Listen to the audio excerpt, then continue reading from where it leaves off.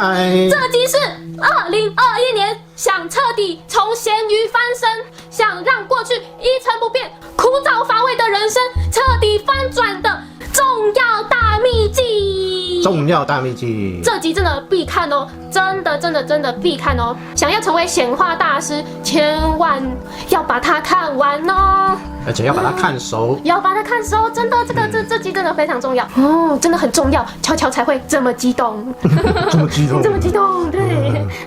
那么在那之前呢，请大家先按个赞，把这部影片分享出去。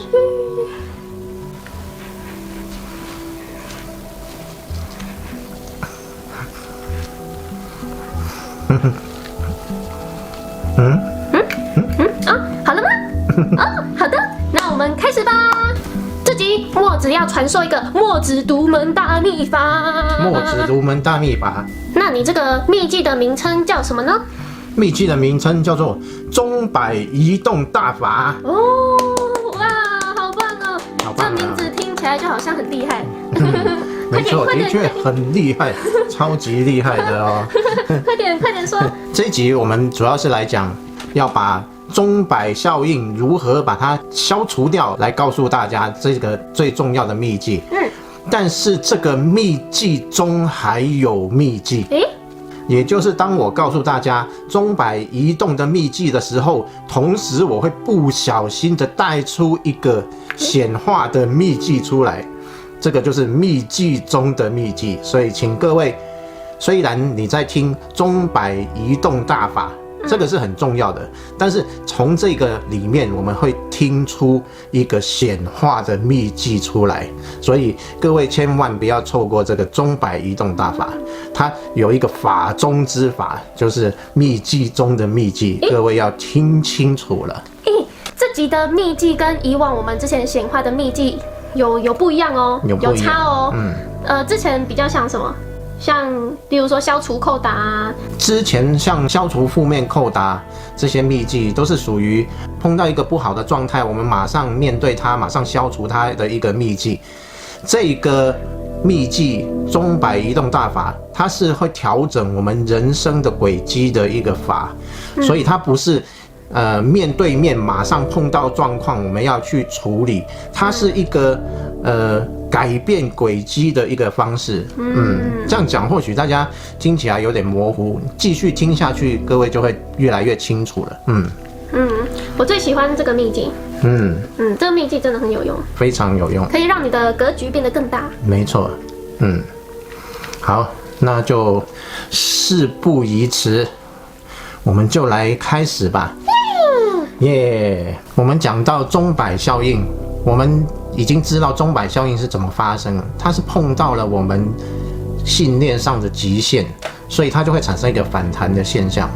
所以这个物极必反的道理，它就会一定会出现在二元性的世界里面。物极，那个物其实不是说你碰到那个事情或者东西叫做物，其实它是指你的信念到了一个极限，这个极限信念过不去的时候，就会往回反弹。所以我们要如何调动这个信念，这就是今天要说的关键。钟摆效应，有点干扰。每次讲大秘籍就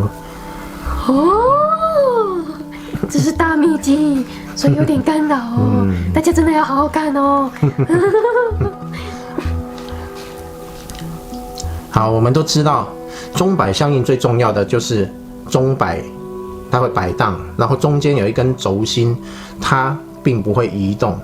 那摆到这边就是我们信念的极限，回来摆到中间的时候，就是我们认为，听好哦各位，就是我们认为最平常不过如此的状态，就是到了这边是我们信念的极限，摆到中间就是非常极为之平常的状态，然后开始往这边跑就是负面的状态。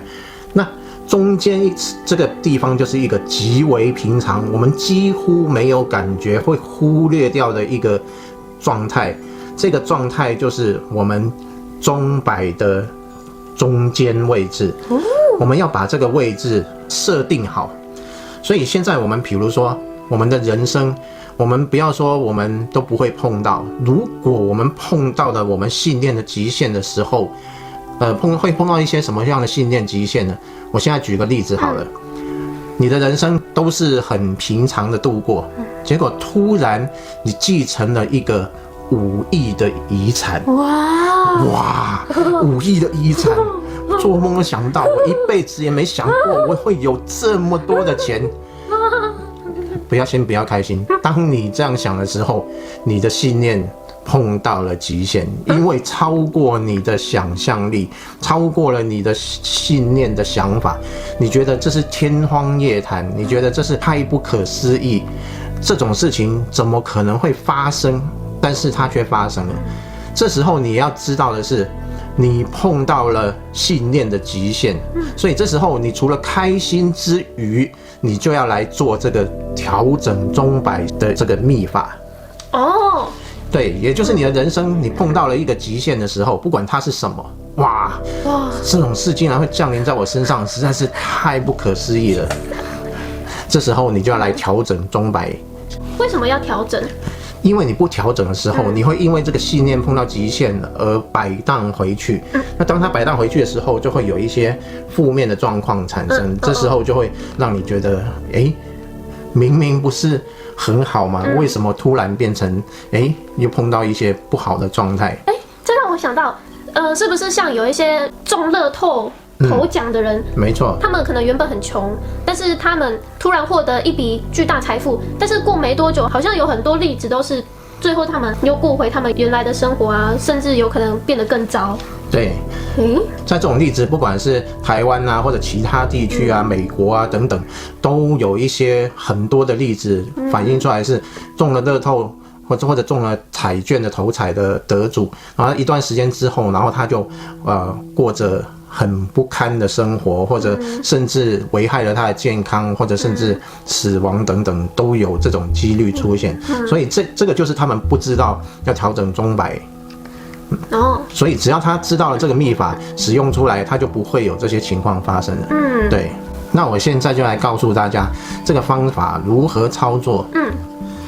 首先，如果我们比如说得到了5亿的遗产的时候，我们开心之余，我们就来做以下的这个宣告。宣告是我们人生的一个极为强而有力的一个方法，也就是在我们的生命的轨迹里面，我下一个指令，这个指令呢，就去宣告说当下如何如何。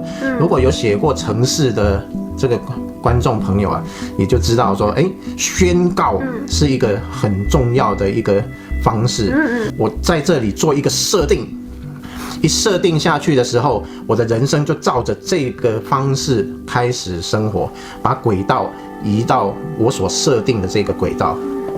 所以当我们碰到钟摆效应，比如说我得到了5亿的这个遗产，那么我要如何来做这个宣告？首先我们就要还是以宇宙一切万有之名宣告。那这个宇宙一切万有可以换成你认为可以代表整个宇宙的神明，不管是你信奉的是上帝啊，或者是观世音菩萨，或者是谁都可以。我以宇宙一切万有之名宣告，我以观世音菩萨之名宣告，我以耶稣之名宣告，我以上帝之名宣告，都可以。随着个人自己认为最能够代表整个宇宙的那一位来宣告。宣告什么呢？我们知道我们的极限在5亿，我们获得了5亿遗产，所以我们就宣告要超过5亿这个地方。我们不要宣告说我觉得5亿是一个极为平常的数字，我不要宣告这样子，我要宣告比这个大，你乘以2就对了。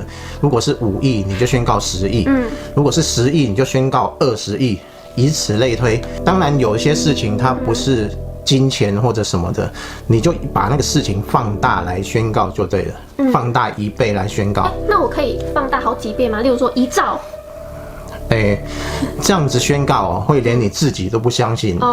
这样。对，你会宣告很久，你都没有办法达到效果。可是会不会有人连2倍都不相信？2倍就是因为他不相信，所以我们才要来宣告，宣告到他能够相信为止。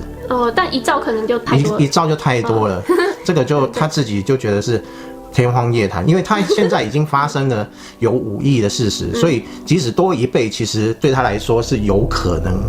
对，他不会是一个完全不可能发生的事情。所以我们就把数字移到1倍的地方来宣告。我以宇宙一切万有之名来宣告，我继承10亿遗产是极为平常的事情。10亿遗产对我来说只是一个小数目，从今以后我都这么认为，以此成就。记得要加以此成就哦。各位记得要加以此成就，代表这个宣告成立了。刚刚这一段话，各位要把它记起来。如果是你得到了5亿，你就宣告10亿，就是这样。宣告之后，然后每天没事就去宣告一次，然后直到你自己觉得你完全相信你所宣告的这个感觉。宣告完之后，你稍微静下来感受一下，感受看看10亿这个数字它给你带来的是什么样的感觉。当这个10亿的数字变得很平常的时候，那样就可以了。但是重点是没有人给我5亿的遗产啊！我要怎么宣告？我连5亿都没有，我要怎么宣告？没有5亿很简单，我就告诉各位，什么数字会让你觉得是一个天文数字？比如说你中，当然遗产这件事情是不是每个人可以达到的？但是每个人都有机会的是什么？乐透彩。所以你可以拿乐透彩来实验，就是你可以去宣告某一个数字。你比如说，如果我中了1亿乐透彩，觉得还好啊，就1亿。但是如果这一期的乐透彩是5亿或者更高的7亿，我中了，我就会觉得哇，不可思议。然后这时候你就去宣告比7亿更高1倍的数字，你就宣告14亿。你就去宣告14亿，你的宣告词就会改成遗产的部分，就会改成乐透彩，就是这样子。这个方式就是提升我们内在的那个轴心的那个点。轴心的点是什么？轴心的那个点就是认为说很平常的一件事情，就是这么平常而已。就像我走路或者捡到100块，我觉得是超平常的事情。这个事情对我来讲，它就是一个轴心的一个点。对，所以我们要改变我们对于轴心的点，这个方式就是改变我们对轴心的一个点。当我们认为我们得到10亿是一个很平常的事情的时候，我们就会得到10亿。我们认为什么东西在我们生命中是平常的，我们就会获得它。我们每个月领到5万块薪水，很平常。那有的人他的薪水很高，每个月有10万块薪水，但是我们听起来觉得说10万薪水好高，但是他自己而言，对他来说，他一定觉得说，就10万薪水而已，就这样而已啊，不就这样吗？听起来好像比别人多，但是对我而言，再平常不过了，就是这样而已。这个再平常不过，就是那个轴心中间的那个点。所以对他来说，可能20万是一个极限。是不是就像一般人1年的薪水，可能只是有钱人的零用钱而已？没错，每个人对钱的观念的确是相差很大。但是我问你哦，如果轴心越设越高的话，那会不会变成贪啊？就是明明你10万已经很多，100万已经很多，1000万已经很多了，你又要再把那个轴心设得更高？这完全没问题啊。在我们人生里面，我们的观念一定是越来越打开，就是越来越无限。你不要去做一个限制。贪跟观念扩大是两回事。贪的意思是说我非要得到不可，没有不行，我一定要得到它。哇，我一定要得到它。这是中邪了。我在讲魔的语言。好，这样子。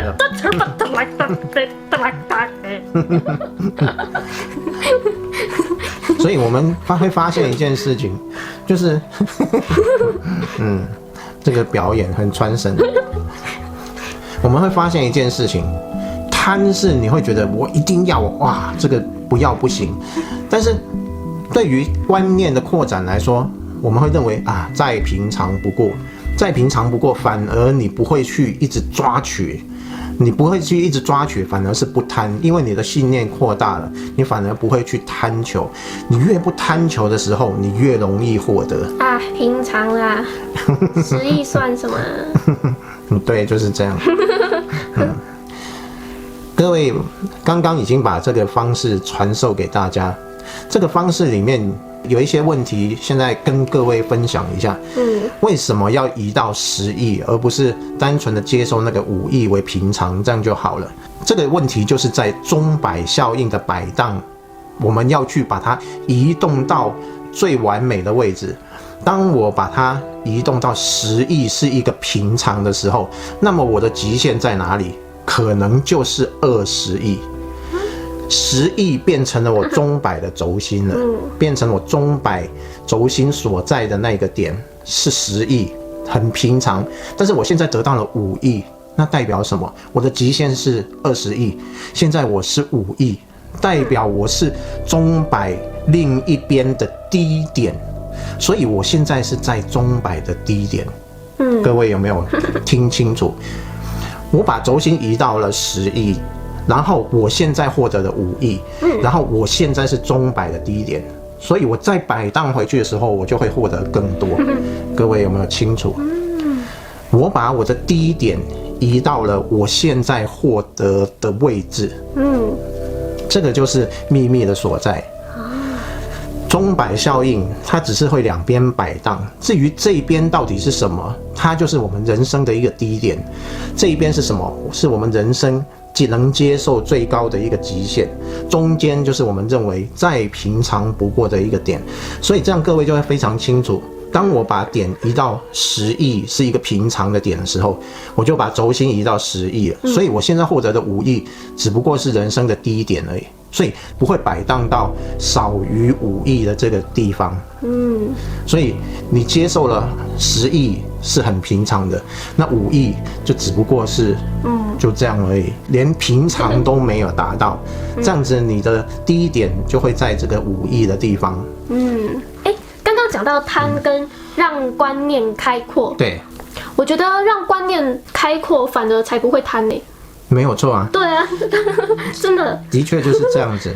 当你观念开阔的时候，你就觉得，不就很平常吗？对啊。年终抽奖我没有抽到大奖也没关系啊，就很平常，一切都很平常，所有事情都很平常。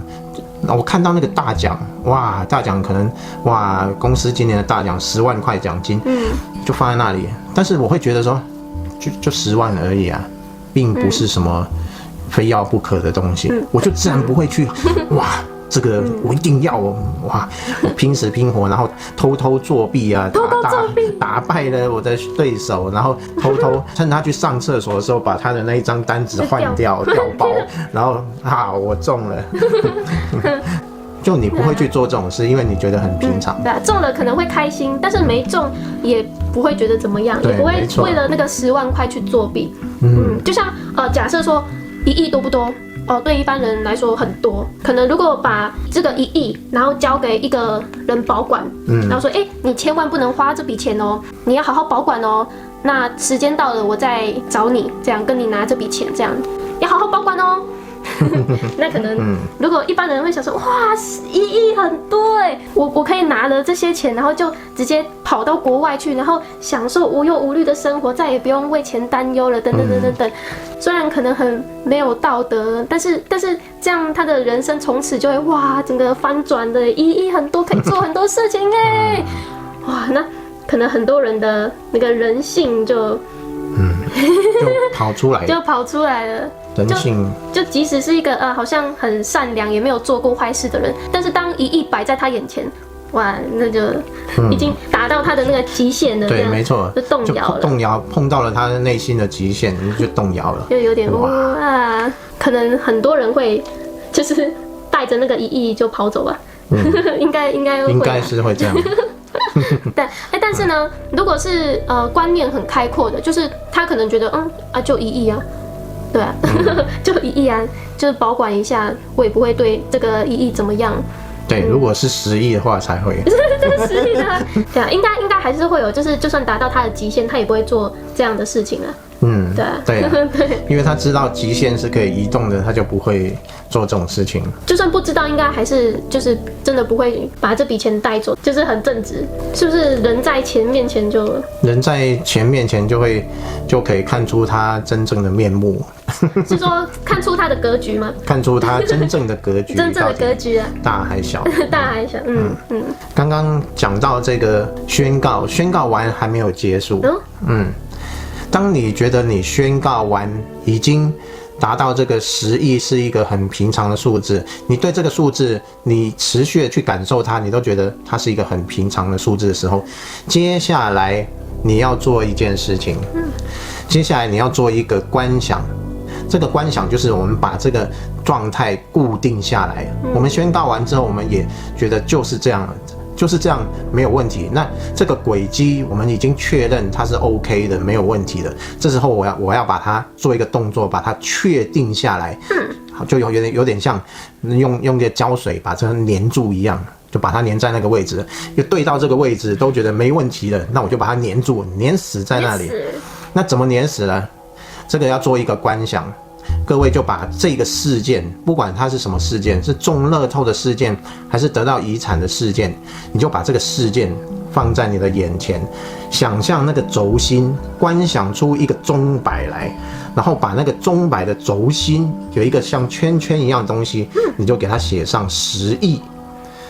就用你的文字把它写上10亿，然后你就把钟摆摆到极限的位置，你就写20亿，你就把它固定在这样，然后做完这个观想，就这样就很简单，就这样就结束了。早晚各做一次这样的观想，连做7天就完成了，你就把这个固定下来了，就把它粘死了。所以这个数字，当然各位会想说，越多越好，那我是不是干脆一次来写个1兆或者很多这样？但是一定会有人这样，但是各位千万不要贪心，因为我们的极限调整一次它是会有一次的作用。当你获得了5亿，然后你把这个调整到10亿，你的轴心调整到10亿，你的极限调整到20亿，这已经是完成了一次提升。我们一步一步提升上去就好了。你很快，我相信你会有机会获得10亿的，因为那个10亿对你来说是一个平常的点。在生活里面，我们的人生轨迹很容易去得到我们认为很平常的这个点。这一次是碰到5亿，所以你已经调整到10亿。那下次你很平常的去获得了10亿的时候，你再来调整这个钟摆，你再把钟摆的轴心移到20亿去，那极限可能就是40亿之类的，你再去调整，就照这个方式整个流程去调整。你不要一次很贪心说，哇，来个10兆，那是不可能的事，因为你的潜意识根本就不相信。我们做这些事情，宣告啊等等，要让你的潜意识去相信就是这样。你不要让你自己都打死你自己都不相信，然后你在那里讲半天，打死都不相信。所以这个要按部就班来，就是这样。自己我们一直在那边易来易去的，会不会已经达到很多人的极限了？我们不是讲几百万、几千万，我们是讲亿。对，没错，因为我们用亿来做一个代表，是扩大大家的一个心理的极限。当然，你每一个人要去审视自己的极限，觉得1000万就很多的时候，你先宣告1000万，把那1000万当成轴心，觉得再平常不过1000万，然后慢慢往上提升，就是这样，不要一次给它提升到最多。你觉得我的格局有多少钱？你的格局应该是你应该是跟钱没关系，跟钱没关系，就是把地球上所有的衣服买光，这个是你的格局。大家把地球上所有的衣服买光，就所有漂亮的衣服都给它买光。有哪有这么夸张？你看，你认为夸张，所以这个就是你的极限。哦，这是我的极限。对，你碰到了极限，你觉得太夸张。所有真的太多了，我一个人要怎么穿得完？也没那么多地方放。对，也没那么多地方。这是开玩笑的。对啊，这就是我的极限。那你呢？你的格局有多少钱？格局有多少钱？我记得很久以前有人问过我这个问题。真假的？有人问你？问我类似说，你觉得你一辈子会赚多少钱之类的？当时我只是随口回复一下，就是回应说，1兆啊，然后对方就傻眼了，他就是觉得这个人怪怪的。其实应该是这么说，在我的人生里面，我没有去做这样的一个设定，所以多或少对我来讲都是一个平常的状态，这个就是平常心，就是10万啊，很好，很平常；100万啊，很好，很平常；1000万啊，很好，很平常。就以这样的心态在过生活，我就觉得很舒服，很顺畅。就是10万来，我也觉得也不错啊；100万来，也不错。但是就是平常心去看待，然后但是它是一件感觉舒服的事情，就是这样。那你这样不就都没有惊喜了吗？你少了惊喜感。惊喜就是因为少了惊喜感，才不会有钟摆效应。真假？真的，我们人生的欢喜那种喜悦，是保持在一种喜悦的心态，而不是惊喜，然后突然爆冲的一种开心。这种惊喜反而会给你人生带来一个负面的摆荡，就是这样。所以人生不要太惊喜。你可以开心喜悦，但是不要太过于惊喜，那会达到一个极限。太惊喜就会变成惊吓。对，没错。但是像我感觉我每天都超开心、超惊喜的。那是喜悦，不是惊喜。惊喜是前面那个惊是一个吓到的意思啊，我知道了。我喜悦的轴心是这样。哇！好棒！哇！太开心了！你的喜悦也太夸张了一点。这就是我的轴心啊，我的轴心就已经这么太棒了。也可以这样说吧？可以啊，当然可以。所以是这样。所以如果大家看乔乔，哇，好开心哦，好惊喜哦，那其实是乔乔的轴心而已。那每个人对轴心表现的方式不一样。对啊。那这样很好奇，我的极限是什么？我的极限可能然后就可能就撞到东西。有可能，这就是极限，就撞到东西。所以是说，如果情绪上有开心、有惊喜，就一定是到极限吗？极限是一个很夸张的事情才会到极限，就是你觉得它是不可能发生的，所以你没有觉得那个是不可能发生的就不会。是信念上，而不是情绪。不是情绪。不是轴心就一定是很平静很平常啊，还好啦。对你轴心也可能是这样，yes， yes，也可能是这样子，就 yes， 但是你不会去哇发了，我疯狂了，是太夸张了，哇，不会，你不会这样，你只就是一种 yes。我感觉我会这样耶。你应该是表达的方式啊，而不是真正疯掉的那种。我是可能外表上看似疯掉，然后很开心，但是其实我的信念是觉得很平常。对，没错。在觉得很平常的前提下，然后我去展现我的肢体。对，这些不用你说了，观众也知道。你即使在很平常的状态下，也是这种哇。对，大家都知道，大家已经习惯，都已经了解了。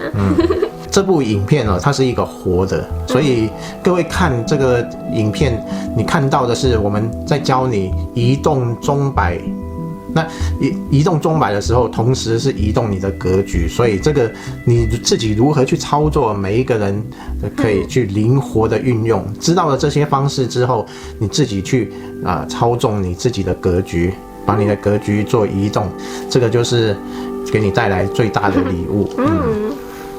那看完这集影片呢，是不是觉得哇？对呀，哇，人生竟然是可以调整的。哇，有哇，那是不是达到极限了？我觉得很平常，很平常。那么，如果你想要让全世界所有人们，不管遇到任何事情，都保有一颗平常心，让格局更大，信念更开阔，就请大家用一颗平常心，将这部影片分享出去给全世界吧。顺便按个赞，按个赞，按个赞，按个赞才会被推荐。很平常的按个赞，很平常的按个赞。那么，如果大家对钟摆移动大法还有什么疑问，大家都可以踊跃在这部影片下方留言告诉我们哦，我们都有可能拍成影片回答大家。可能会再拍个钟摆移动大法的第2集之类的，或是 Q&A。哇，全世界都很平常心哎，太棒了！全世界都处之泰然，平常而喜悦。